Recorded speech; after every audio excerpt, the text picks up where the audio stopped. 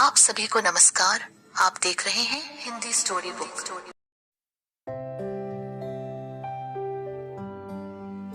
एक घर में 3 भाई और एक बहन थी। बड़ा और छोटा पढ़ने में बहुत तेज थे। उनके माँ बाप उन चारों से बेहद प्यार करते थे, मगर मझले बेटे से थोड़ा परेशान से थे।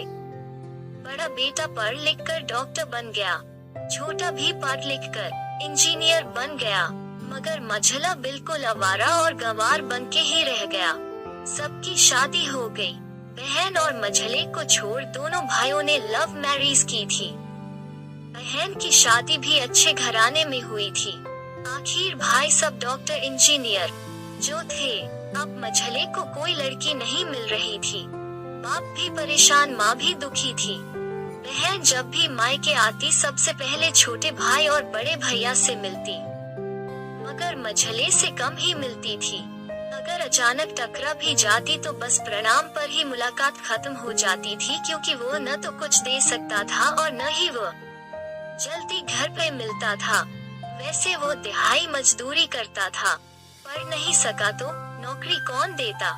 मझले की शादी किए बिना बाप गुजर गए।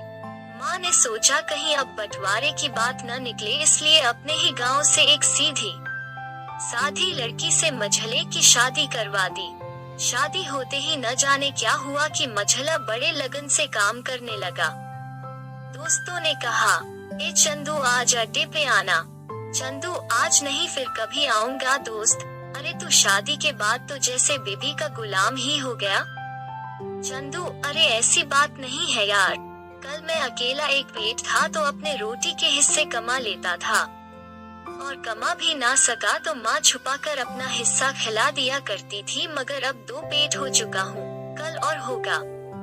घर वाले नालायक कहते हैं मेरे लिए चलता है, काम चोर अनपढ़ गंवार कहते हैं चलता है, मगर मेरी पत्नी मुझे कभी नालायक कहे तो मेरी मर्दांगी पर एक भद्दी गाली होगी, क्योंकि एक पत्नी के लिए उसका पति उसका घमंड, इज्जत और उम्मीद होता है। उसके घर वालों ने भी तो मुझ पर भरोसा करके ही तो अपनी बेटी दी होगी, फिर उनका भरोसा कैसे तोड़ सकता हूँ।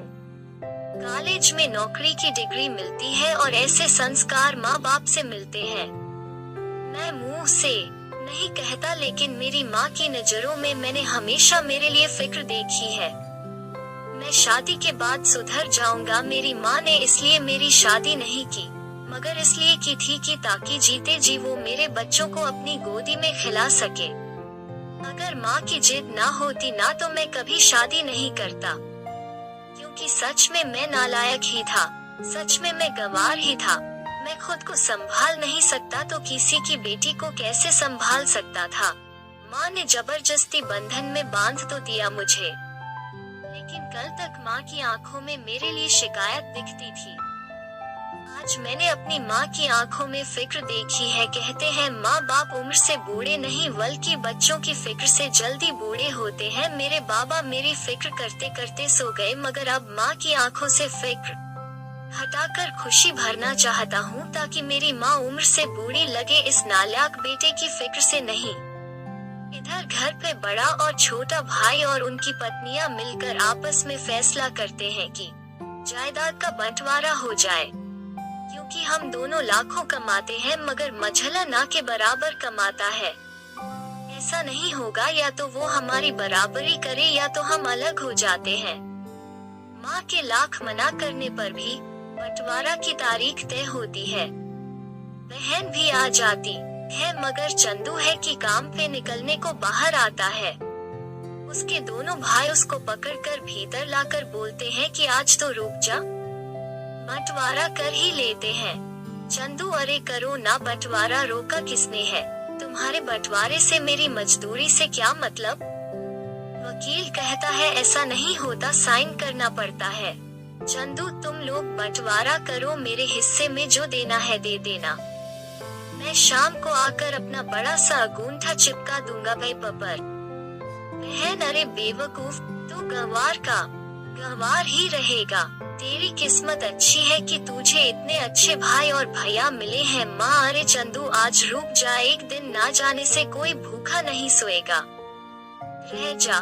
माँ की बात सुनकर चंदू रुक जाता है।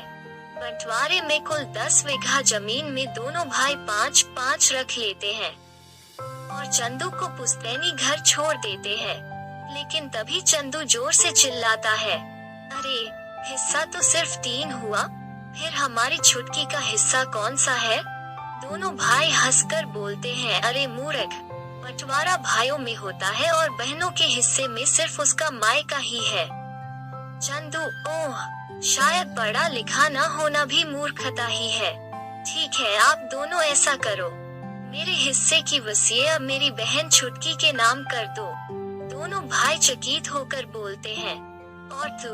चंदू माँ की ओर देख के मुस्कुरा के बोलता है, मेरे हिस्से में माँ है ना, जो पलकों में हमेशा मेरे लिए फिक्र लिए फिरती है।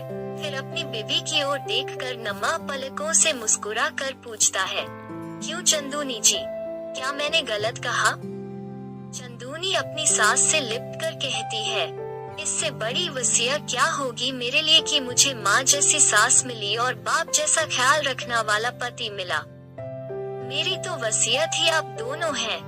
बस यही शब्द थे जो बंटवारे को सन्नाटा में बदल दिया। बहन दौड़कर अपने गंवार भैया से गले लगकर रोते हुए कहती है कि माफ कर दो भैया मुझे, क्योंकि मैं समझ न सकी आपको। चंदू, इस घर में तेरा भी उतना ही अधिकार है जितना हम सभी का। बहुओं को जलाने की हिम्मत किसी में नहीं, मगर फिर भी जलाई जाती है, क्योंकि शादी के बाद हर भाई हर बाप उसे पराया समझने लगते हैं।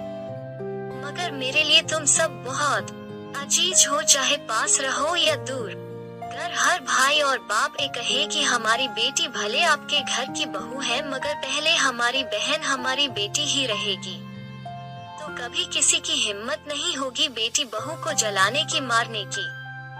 माँ का चुनाव इसलिए किया ताकि तुम सब हमेशा मुझे याद आओ, क्योंकि ये वही कोख है जहाँ हम चारों ने साथ साथ 9 महीने गुजारे। माँ के साथ तुम्हारी यादों को भी मैं रख रहा हूँ। दोनों भाई दौड़कर मझले से गले मिलकर रोते रोते कहते हैं, आज तो तू सचमुच का बाबा लग रहा है। सबकी पलकों पे पानी ही पानी होता है। सब एक साथ फिर से रहने लगते हैं। डिग्रियां समझ देती है, ज्ञान देती है, मगर संस्कार रिश्तों को हमेशा सम्मानित कराते हैं।